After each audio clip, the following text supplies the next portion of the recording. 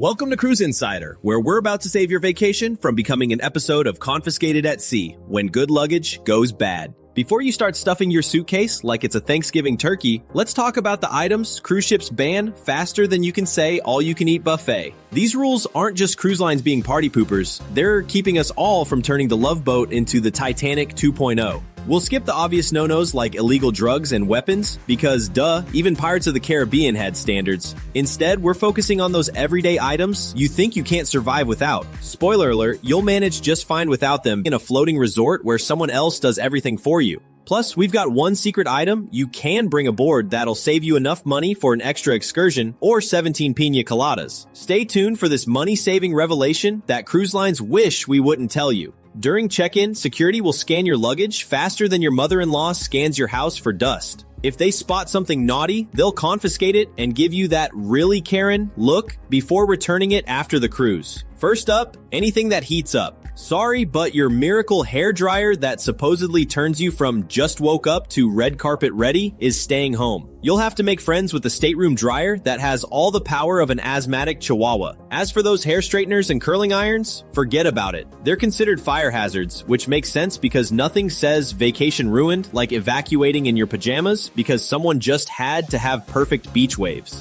Number 2, planning a romantic cruise? Great. Bringing candles and incense? Not so great. These items are banned faster than that guy who tries to wear a Speedo to the formal dinner. Open flames on a ship are about as welcome as an iceberg was to the Titanic. If you're desperate for ambiance, try those battery-operated candles instead. They're like real candles, but without the ship-on-fire aftermath. Number 3, irons are another big no-no, which is basically the cruise line's way of saying embrace the wrinkles, you're on vacation. Even those cute travel-sized ones that look harmless enough to iron a doll's handkerchief are contraband. Don't worry though, most ships offer laundry services for the price of approximately 1 kidney per shirt. Number 4. Now about those swimming pools, contrary to what Instagram might have you believe, cruise ship pools are roughly the size of a generous bathtub. So please, unicorn float enthusiasts and inflatable flamingo lovers, leave your pool mansions at home. The ship's pool is already crowded enough with actual humans trying to claim their 6 square inches of water space. Your giant inflatable pizza slice isn't going to make you any friends when it's taking up half the available swimming area. Stick to a simple pool noodle. It's like the diet version of pool toys.